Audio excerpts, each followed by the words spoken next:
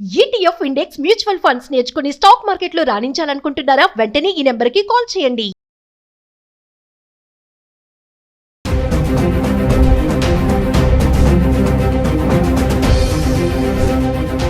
నమస్తే, welcome back to Suman TV. ప్రస్తుతం మనతో పాటు ఉన్నారు మేనేజ్మెంట్ కన్సల్టెంట్ సంపత్ సముద్రాల గారు. నమస్తే సార్. సార్, ట్రంప్ మనం చాలా వీడియోలో మాట్లాడుకున్నాం. ఇప్పటికీ ట్రంప్ చాలా నిర్ణయాలు తీసుకుంటున్నాడు. మరి birth right citizenship, illegal immigrants వద్దు, డెలివరీ టైంకి ఇక్కడికి వచ్చి ఆ పిల్లలకి బర్త్ రైట్ సిటిజన్షిప్ కోసం అని ట్రై చేస్తున్నా అని చెప్పి దానికి ఒక బ్యాన్ చేశారు. అది ఇంకా అవ్వలేదు, స్టేలోనే ఉంది. మరి ఒక్కసారి మరి ఏమవుతుంది, దాని కాన్సిక్వెన్సెస్ ఎలా ఉన్నాయి, ఏంటి, ఇంకా స్టేలోనే ఉందా, మరి ట్రంప్ దాన్ని కట్ చేస్తాడా, కొనసాగిస్తాడా అంటే ఒక్కసారి సార్. అమ్మ, మనం ఈ సబ్జెక్ట్ గురించి ఇంతకు ముందు కూడా మాట్లాడుకున్నాం. ఆ రోజుకి ఈ రోజుకి ఏమి మార్పు లేదు. Okay, so people are still enjoying the right. ఇవాళ వరకు ఏం మార్పు లేదు. మరి ఈ సబ్జెక్ట్ మీరు ఇవాళ ఎందుకు అడుగుతున్నారో కూడా చెప్తాను నేను. ఇవాళ మీరు ఎందుకు అడుగుతున్నారు ఈ సబ్జెక్టు అని అంటే, మే 15వ తారీఖున సుప్రీంకోర్టులో అక్కడ ఈ కేసు ఆర్గ్యుమెంట్స్ డిస్కషన్స్ అయ్యాయి. అందుకని మళ్ళీ అందరూ ఓకే ఈ సబ్జెక్ట్ గురించి మాట్లాడుతున్నారు. సుప్రీంకోర్టు అక్కడ మోస్ట్లీ జూన్లో డెసిషన్ ఇవ్వచ్చు. కాబట్టి జూన్ వరకు అయితే ఈ రైట్ ఉంది. అంటే ఏంటి సార్, జూన్ తర్వాత పోయే అవకాశాలు ఉన్నాయా అని అంటే అక్కడ సుప్రీంకోర్టు ఎలా చూస్తుంది దాన్ని ఆలోచించినట్టు దానికి అనుగుణంగా మారే అవకాశాలు ఉన్నాయి. అయితే అలా అయినప్పటికీ కూడా, ఎందుకంటే ఇది కాన్స్టిట్యూషనల్ అమెండ్మెంట్ మీద ఉన్న పాయింట్ కాబట్టి తను చేయడానికి లేదు, ఈ హ్యాస్ నో రైట్ అని మనకి స్టేట్ కోర్ట్స్లో డిసిషన్స్ అయ్యాయి. స్టేట్ కోర్ట్స్లో డిసిషన్స్ ఇచ్చేప్పుడు 1-2 స్టేట్స్లో కోర్ట్స్ నేషనల్ వైడ్గా ఇది వర్తిస్తుంది అన్నట్టుగా జడ్జిమెంట్లు ఇచ్చారు. అయితే ట్రంప్ గారు గవర్నమెంట్ సుప్రీంకోర్టులో వేసిన కేసు ఏంటంటే, అవి స్టేట్ కోర్టులు అవి నేషనల్ పరంగా అని ఎలా రూలింగ్స్ ఇస్తాయి అని ఛాలెంజ్ చేయడమే తప్పితే బర్త్ రైట్ని వాళ్ళు అప్పీల్ చేశారా, డ్రాప్ చేశారా అన్న సబ్జెక్ట్ మీద కోర్టుకు వెళ్ళలేదు. మీరు ట్రంప్ గారి కేసు ఇప్పుడు సుప్రీంకోర్టులో ఉన్న కేసును మనం చూసినట్టయితే, validity of the judgement of those state courts is only వాళ్ళు how can they say it is national అన్న పాయింట్ మీదే డిస్కషన్. కాబట్టి ఆ జడ్జిమెంట్ వచ్చిన ఆ పాయింట్ మీదే డిస్కషన్ తప్పితే బర్త్ రైట్ మీద అన్న డిస్కషన్ కాదు. కాబట్టి అది ఇంపాక్ట్ అయ్యే అవకాశాలు తక్కువ. అంటే కంటిన్యూ అవుతుంది, రైట్ ఉంటుంది అనే బిలీవ్ చెయ్యాలి మనం. ఓకే, మరి కోర్టు ఏం డైరెక్షన్స్ ఇస్తుంది, కోర్టు ఏం ఒపీనియన్ ఇస్తుంది అని అనేది మనం జూన్ వరకు వెయిట్ చేయాల్సిందే.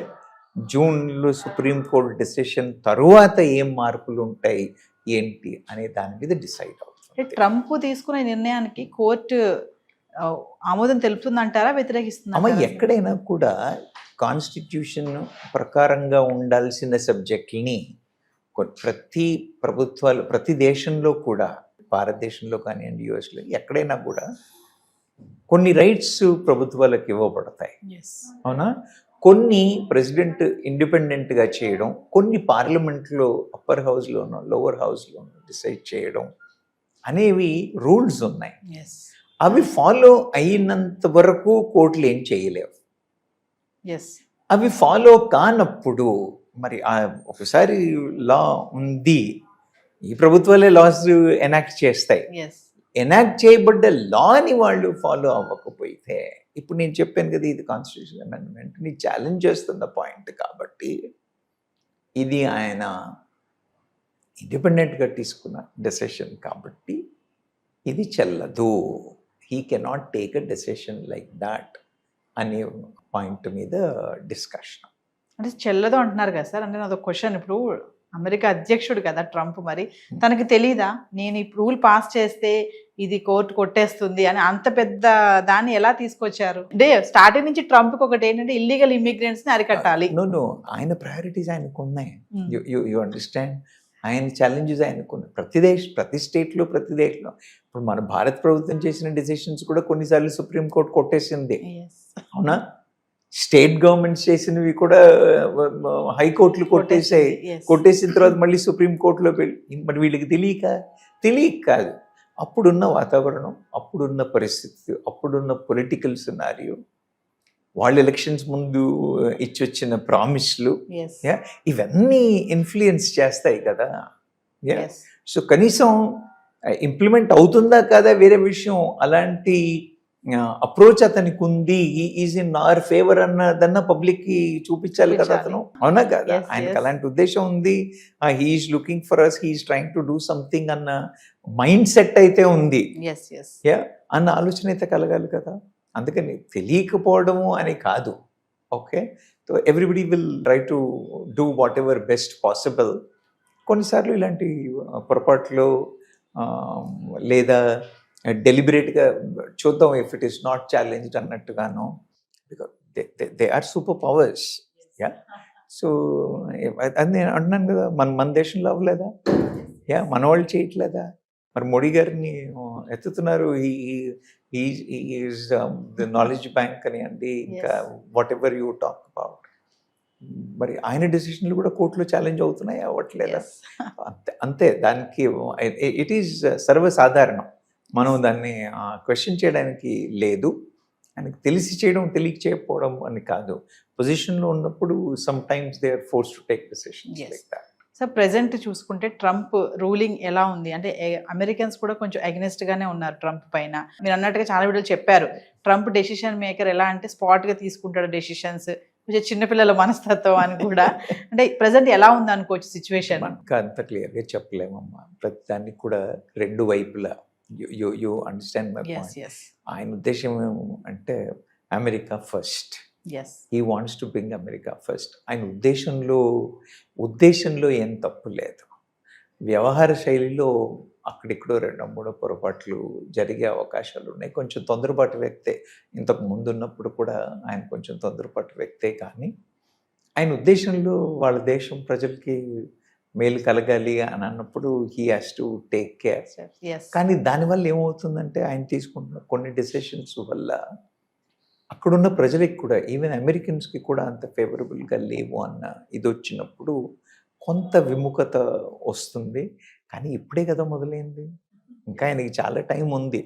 ఒకవేళ ఏదైనా చిన్న పొరపాట్లు అటు ఇటు అయినా కూడా సరి చేసుకోవడానికి he still has lot of time. So we should wait and see without making a comment either this side or that side. We should wait and see. Further గా మరి అబ్రాడ్ ఎడ్యుకేషన్ వెళ్ళాలనుకునే స్టూడెంట్స్ మీరు ఏమైనా చెప్తారా? America ఇప్పటికైతే నేనేమన్నానంటే, నేను last time కూడా చెప్పాను, ఇక్కడ లేనట్టు అక్కడ ఏదో ఉందనుకుని పరిగెత్తాల్సినంత పరిస్థితి లేదు. మన దగ్గర విద్యా సంస్థలు బాగున్నాయి, మన దగ్గర ఎడ్యుకేషన్ సిస్టమ్ బాగుంది, మన దగ్గర ఆపర్చునిటీస్ బాగున్నాయి. మనం ఒక సూపర్ పవర్ అయ్యే పరిస్థితుల్లో ఉన్నాం. భారతదేశం అన్ని అవకాశాలు ఇస్తుంది. ఊరికే క్రేజ్ కోసం అమెరికాకి వెళ్ళడమే తప్పితే అక్కడ పెద్ద బెనిఫిట్స్ ఏమీ లేవు. అక్కడ కండిషన్స్ ఇంకా స్ట్రింజెంట్ అవుతూ ఉంటాయి. సో ఐడియలీ అంటే పిల్లలు వాళ్ళు స్వతహాగా స్టడీ చేసి, మేము ఎంచుకున్న ఏరియా పనిచేస్తుంది, మాకు అక్కడ వాట్ యు కాల్ బెటర్మెంట్కి ఛాన్స్ ఉంది అని పిల్లలు డిసైడ్ చేసుకుని పోయే వాళ్ళని మనం ఆపాల్సిన అవసరం లేదు. బికాజ్ ఇక్కడ కూడా కొన్నిసార్లు మనం డెసిషన్ తీసుకున్న తర్వాత కూడా మార్పు చేసుకోవాల్సి వస్తుంది.